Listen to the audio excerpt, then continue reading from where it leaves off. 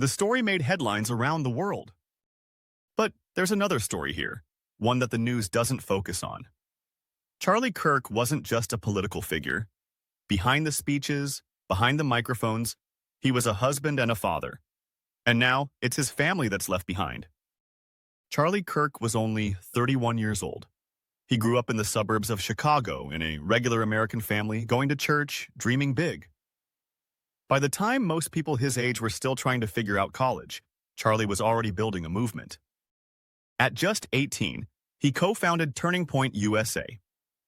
It started as a small project, but within a few years, it exploded into one of the most powerful forces in conservative youth politics. Charlie's Prove Me Wrong events on college campuses went viral.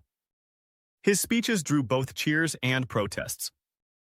His closeness to Donald Trump made him a major player in conservative circles. To his supporters, he was bold and fearless. To his critics, he was dangerous and divisive. But to the people closest to him, he was just Charlie.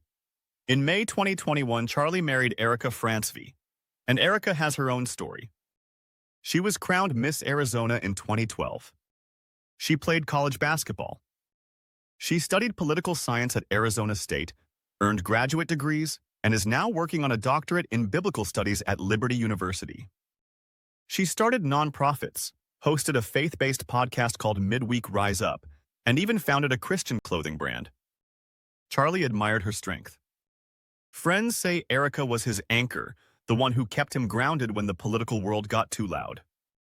Their marriage was built on faith and purpose, and for both of them, family was at the center of everything.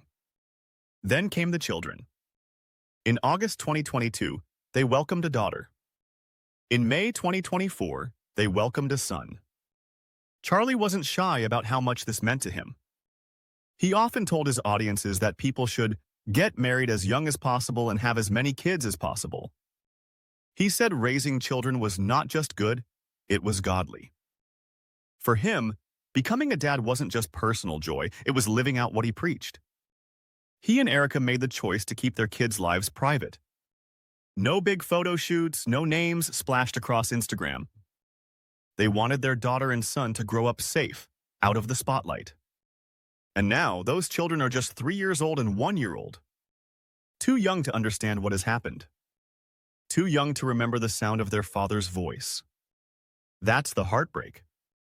These kids will grow up hearing about their dad from others, from stories, from photos, from old videos. They'll learn who he was by what people say. But they won't get to know him in person. And that's a loss no headline can ever capture. Charlie's death is also part of something bigger. Violence in politics is rising. Threats, attacks, anger, it's all becoming more normal. Leaders from both sides, even those who often fought with him, condemned the assassination and begged Americans to reject political violence. Because deep down everyone knows, if violence becomes the answer, then the country itself is in danger. But again, let's not forget the most important part of this story.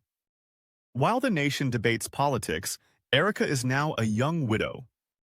She will be the one raising 2 kids alone. She will be the one explaining years from now who their father was and why he mattered. She will be the one carrying his memory. Charlie's legacy is complicated. He was loved, he was hated, he was controversial. He opposed woke culture. He fought against vaccine mandates. He leaned into Christian nationalism. His positions made him a lightning rod in America's culture wars. But that isn't the legacy that matters to Erika and the kids. For them, Charlie's real legacy is simpler. He was a husband. He was a dad. He was the man who tucked his daughter into bed, who held his son for the first time, who promised Erika that they'd build a future together. That's the legacy they'll remember. And people are mourning. Vigils have been held across the country, from college campuses to St. Joseph's Catholic Church on Capitol Hill. Crowds gathered with candles and prayers. Some came for the politics, yes. But many came simply to show that they're hurting, that they understand the human side of this loss. One of Charlie's close friends said it best. His greatest legacy isn't his speeches, it's his family. And that's true. Politics will come and go. Movements rise and fall. But two children growing up without their father, that is forever. So what do we take from this? Maybe the reminder that tomorrow is never promised. Maybe the truth that beyond the fights, beyond the divisions, beyond the arguments, family is what really matters. Charlie Kirk leaves behind a wife who loved him, two children who will grow up with his name, and a story that is now unfinished. And whether you agreed with him or not, this part of his story should move all of us. Subscribe to Wolfgang's Daily Bite for more bold, simple breakdowns of the world's biggest stories. And remember, behind every headline, there is always a human story.